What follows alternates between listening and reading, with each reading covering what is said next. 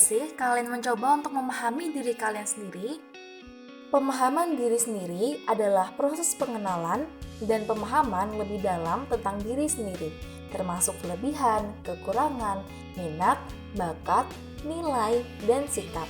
Pemahaman diri sendiri dapat mempengaruhi pemikiran, perilaku, dan interaksi dengan orang lain. Mengenal diri sendiri penting karena membantu kita mengetahui kepribadian dan kekurangan kita sendiri. Dengan memahami diri kita dapat mengendalikan segala tindakan saat berhadapan dengan orang lain atau diri kita sendiri. Mengenal diri sendiri juga membantu kita dalam menemukan solusi yang tepat, membangun karakter, dan juga meningkatkan kekurangan. Biasanya butuh waktu dan beberapa metode untuk mengetahui watak diri kita sendiri. Sejauh ini, yang paling umum diketahui banyak orang adalah mereka berkepribadian introvert atau extrovert. Namun, kebanyakan orang salah dalam mengartikan kedua sifat ini. Pun juga, dalam introvert dan extrovert juga masih terbagi dalam beberapa tipe lain. Di sini saya akan mencoba membedah watak diri saya sendiri menggunakan dua metode, yakni menggunakan teori medis zaman Yunani kuno dan juga metode modern yakni MBTI. Sifat-sifat dan perilaku manusia berdasarkan teori medis zaman Yunani kuno dikategorikan menjadi 4 jenis temperamen, yaitu yang pertama, sanguinis. Orang dengan kepribadian sanguinis biasanya memiliki karakter yang sangat ingin tahu dan kreatif. Sifat-sifat tersebut dituangkan dalam kecintaan seseorang dalam membaca berbagai jenis pengetahuan. Tipe sanguinis dikaitkan dengan sifat-sifat seperti ceria, penasaran, kreatif, optimis, penuh energi, spontanitas, impulsif, asertif, dan berorientasi pada hasil. Tipe yang kedua adalah pragmatis. Orang dengan kepribadian pragmatis memiliki kemampuan berpikir seperti jaring, yaitu melihat banyak hubungan antara banyak data yang terkumpul. Tipe pragmatis berkaitan dengan sifat-sifat seperti tidak mudah berasumsi, mudah setuju, intuitif, mudah berempati, hangat, kooperatif, penuh kepercayaan, dan penuh perhatian. Yang ketiga, korealis. Orang dengan kepribadian korealis berorientasi pada materi dan kesuksesan. Tipe korealis menyukai saham, investasi, dan berbagai metode pendapatan seperti orang-orang yang menyukai seni dan puisi. Tipe korealis berkaitan dengan sifat-sifat seperti praktis, giat, sukses, mandiri, berorientasi pada hasil, analitis, logis, tegas, kompeten, dan berpikir keras. Dan yang keempat adalah melankolis. Orang yang berkepribadian melankolis sangat menghormati otoritas dan mengikuti aturan. Tipe melankolis cenderung setia, tradisional, kaku, dan suka mengikuti norma serta tradisi masyarakat.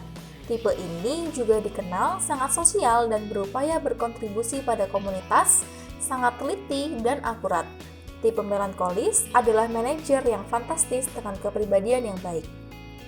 Sementara untuk metode yang kedua yakni MBTI. MBTI atau Myers-Briggs Type Indicator adalah sebuah alat ukur kepribadian yang dikembangkan oleh Catherine Cook Briggs dan Isabel Briggs Myers. MBTI berbasis pada teori Carl Jung yang mencakup 4 skala preferensi: extrovert atau introvert, sensing atau intuition, thinking atau feeling, dan judging atau perceiving. Dengan mengumpulkan data dari individu yang melakukan tes MBTI, alat ini mengidentifikasi 16 tipe kepribadian yang berbeda, yang dapat membantu individu untuk memahami diri sendiri lebih baik dan memilih karir yang sesuai dengan potensi dan kekurangan mereka. MBTI digunakan secara luas dalam berbagai situasi, seperti dalam rekrutmen kerja, pelatihan, dan juga pengembangan karir. Nah, mengapa MBTI dinilai lebih akurat? MBTI mengukur kepribadian yang lebih spesifik yang membuat lebih akurat dalam mengidentifikasi personalitas masing-masing individu. Di sana nantinya akan ada tes dan di akhir akan diberi penjelasan terkait dengan karakter yang kita miliki. Menurut beberapa penjelasan sebelumnya dan tes yang sudah saya ambil, watak saya yaitu cenderung sanguinis dan tipe MBTI saya adalah INFP. Mengapa sanguinis? Saya termasuk orang yang senang bersosialisasi. Saya senang mencari teman baru, seperti contoh saat saya masih mahasiswa baru. Saat itu, saya cukup bingung untuk menentukan organisasi apa yang ingin saya masuki. Lalu pada akhirnya, saya memutuskan untuk memilih badan eksekutif mahasiswa, yang mana saya bisa berkenalan dengan lebih banyak teman dari jurusan lain. Saya sangat senang berkumpul dengan orang-orang yang menurut saya nyaman berinteraksi dengan mereka. Selain itu, saya juga tipe anak yang cukup ceria. Bahkan, teman-teman saya banyak yang bertanya, apakah saya tidak pernah sedih? Karena setiap bertemu saya selalu tersenyum. Saya sangat senang bercerita, terlebih akan hal-hal kecil yang sudah saya lalui maupun hanya sebatas novel apa yang baru saja saya baca. Namun, meskipun saya sangat suka bercerita dan juga ceria, saya merasa kurang cocok jika dinyatakan menjadi tipe karakter sanguinis saja, karena ada beberapa hal yang saya rasa kurang tepat. Meskipun begitu, dari keempat sifat-sifat dan perilaku manusia berdasarkan teori medis zaman Yunani kuno, saya memang paling cenderung pada golongan sanguinis. Sehingga saya memutuskan untuk mencari pemahaman karakter lain, yakni menggunakan MBTI test, yang mana karakter saya termasuk INFP. INFP merupakan kepanjangan dari introvert, intuition, feeling, dan perception. Di sini saya akan membedah masing-masing dari MBTI saya. Yang pertama, introvert. Pembagian tipe kepribadian introvert dan extrovert dalam MBTI didasarkan pada cara individu mengarahkan energi mereka. Orang dengan kepribadian introvert cenderung mendapatkan energi dari hal-hal yang menstimulus ide, konsep, dan memori yang ada di dalam pikiran mereka atau kepala mereka. Mereka lebih suka melakukan sesuatu dengan caranya sendiri atau dengan orang-orang yang dipercayainya saja, serta cenderung meluangkan waktu untuk merenung dan mendapatkan gagasan yang jelas tentang apa yang mereka lakukan. Jadi, introvert dan extrovert adalah cara seseorang untuk mengembalikan energi mereka atau biasanya mencharge energi, bukan dilihat dari seberapa periang atau pendiam seseorang itu. Yang kedua adalah intuition. Intuition pada MBTI adalah salah satu dimensi yang mengacu pada cara individu mengumpulkan dan memproses informasi. Individu dengan dimensi intuition cenderung lebih suka informasi yang teoritis dan abstrak. Mereka cenderung mengandalkan intuisi untuk memikirkan segala kemungkinan yang bisa terjadi. Saya juga sering merasa mengandalkan intuisi saya untuk membaca hal-hal yang sedang terjadi. Saya baik dalam memilah pola, makna, dan berbagai kemungkinan atau pilihan yang ada. Namun, saya cenderung perfeksionis dan kurang baik dalam menyimpan dan mengingat informasi. Yang ketiga adalah feeling.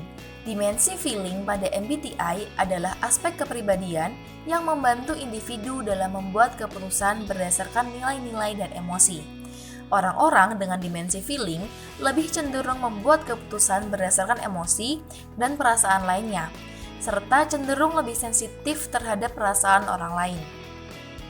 Saya sendiri sering merasa berempati dan terkadang dapat merasakan apa yang orang lain rasakan. Saya cenderung mudah untuk mengatur hubungan dengan orang lain dan senang berinteraksi dengan orang. Saya juga cukup baik dalam mengukur perasaan diri saya sendiri dan orang lain. Namun, terkadang saya juga terlalu emosional dan tidak cukup mengandalkan logika dalam membuat keputusan. Yang keempat adalah perception atau perceiving. Perception adalah dimensi yang menggambarkan cara individu dalam mengumpulkan dan mengolah informasi. Tipe perception pada MBTI cenderung lebih fleksibel dan mudah beradaptasi. Individu dengan tipe perception lebih mudah mengumpulkan informasi dari berbagai sumber. Saya sebagai seorang perceiving cenderung lebih mudah beradaptasi dan juga fleksibel terhadap situasi-situasi yang tidak terduga. Namun, untuk kekurangannya, seorang perceiving biasanya tidak terstruktur.